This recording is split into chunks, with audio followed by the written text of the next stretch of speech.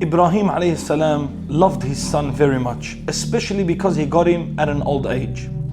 Then when he seen in his dream that he was slaughtering him, and we know that the dreams of the Prophets alayhi salam are revelation. How was Ibrahim's reaction? How did he conduct himself? By saying, why me? What for? It's not fair. And questioning the command of his Lord subhanahu wa ta'ala? Of course not. He simply submitted his will to Allah subhanahu wa ta'ala. Just as Allah subhanahu wa ta'ala mentions in Surah As-Saffat, فَلَمَّا أَسْلَمَا وَتَلَّهُ لِلْجَبِينِ, and when they submitted to Allah's will, and Ibrahim told him to lie on the side of his forehead for sacrifice. As a Muslim, we have established that my Lord Allah subhanahu wa ta'ala is the most just.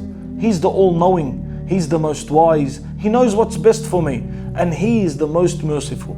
This should result in total submission and certainty, and the more you know your Lord and learn about Him, the easier and stronger your submission will be. When Ibrahim alayhi salam fully submitted to Allah's will, Allah subhanahu wa ta'ala replaced Ismail with a lamb. Sometimes Allah subhanahu wa ta'ala will test us until you think that that's it, but this is not the case. It's a test to see how truthful you are, how certain you are in your Lord, and whether you will submit or not. The same way it seemed for Yunus alayhi salam, when he was in the stomach of the whale, in the depth of the ocean, darkness upon darkness, yet he did not lose hope in Allah subhanahu wa ta'ala, and Allah saved him. The story of Musa alayhi salam, when he got to the ocean and he thought that that's it, there's no way out, then Allah subhanahu wa ta'ala, we all know the story where Allah subhanahu wa ta'ala made the ocean split for him because he had certainty in his Lord.